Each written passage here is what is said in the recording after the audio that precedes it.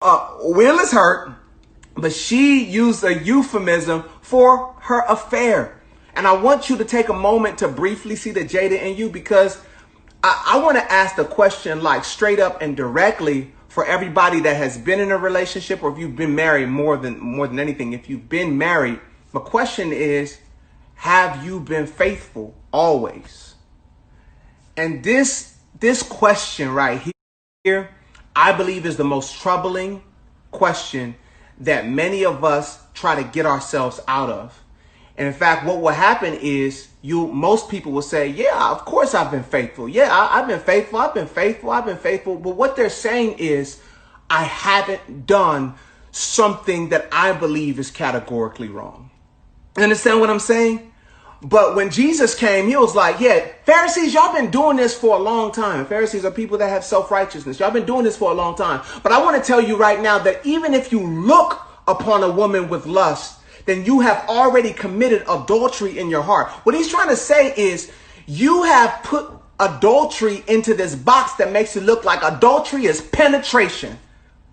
You've simplified and you've euphemized. That's not a word, euphemize. Oh, it's euphemism. You've taken this euphemism like, oh yeah, I never committed adultery. You was watching porn, but you've always been faithful. Do you believe that God agrees with your declaration of faithfulness? And I live in repentance, because the stuff that you've allowed to come into your heart, the stuff that you've allowed your eyes to see, the stuff that you have texted has all been accounted and recorded by God. And you could call yourself faithful all you want, but every way that you've opened a window for intimacy outside of your marriage, you were unfaithful in that season. God describes intimacy between a man and a woman is that coming together, that two becoming one. But I want you to understand that that happens with the body, one, but it can also happen with the mind, and it can also happen emotionally. Cheating is not just what hurts your spouse the most. It's stepping outside of your matrimony and engaging in intimacy outside of matrimony. So that means that if you had a meeting of the mind with a man or a woman in a way that was supposed to be exclusive with your spouse, then in that moment you were unfaithful. Oh, shoot.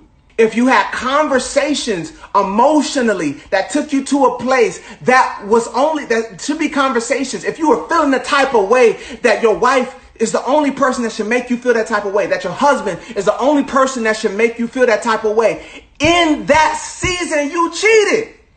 So y'all thought I was about to go bash these folk when I'm trying to show you the Jada in you. That's going to be the next sermon. The Jada in you. Will and Jada from the beginning were unequally yoked. They had value systems that weren't congruent with each other. You could have different personalities. Me and my wife are totally different people, and we could work together, but our value systems are parallel. I want you guys to imagine like a balance beam, kind of like a seesaw type of situation where like you have to put the same type of weight on each side for the thing to kind of stay leveled and stay balanced. I want you to understand that instead of compromise in a relationship where the value system is not congruent, what you will have is someone or something being crushed for the other person to be free. I'm going to say it again. When you have two people who have incongruent value systems that try to mesh together, someone or something will have to be crushed for the other to be free. And I believe that that's what happened in Jada and Will's situation. And that's exactly what happens in oppression. That's not a relationship. That's oppression. Do not underestimate the influence of a woman on a man. And specifically, when I say the influence of a woman on a man, when a man loves and respects a woman, 100% of the time, that woman will influence that man. I didn't say 99. I didn't say 98. I said 100% of the time, that woman will influence who that man becomes. Do not underestimate the power of a woman upon a man who he loves and respects. She will always influence who he becomes. She will always influence his ideology, how he moves in life.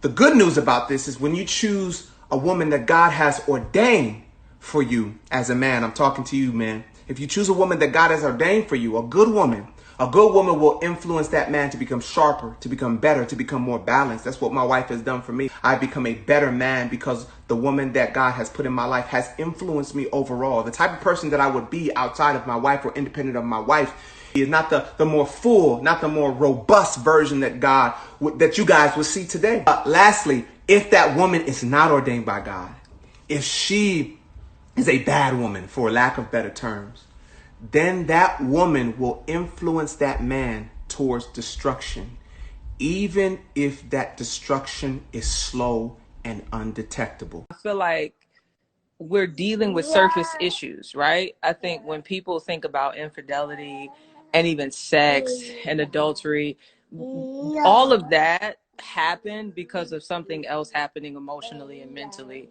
between them. So that's really what we need to deal with. Don't take our cues from Will and Jada. But I will say this before I hog your little live, because my child's smelling boo-boo. What I think, I appreciate their vulnerability. I appreciate their candidness. I appreciate them talking about the fact that they were separated and there was difficult times, because I think, Christian or not, that's reality. But I think at the end of the day, I think many of us, especially Black people who have not been raised in healthy households, I think all of us really do need to learn how to heal and function within our marriages when there's difficulties in ways that are honoring to God and honoring to our spouse. Because separated or not, y'all were still in a covenant. And so under God, you broke his law. So there's that. And I'm going to leave. Bye, Talk Jackie. to somebody else. And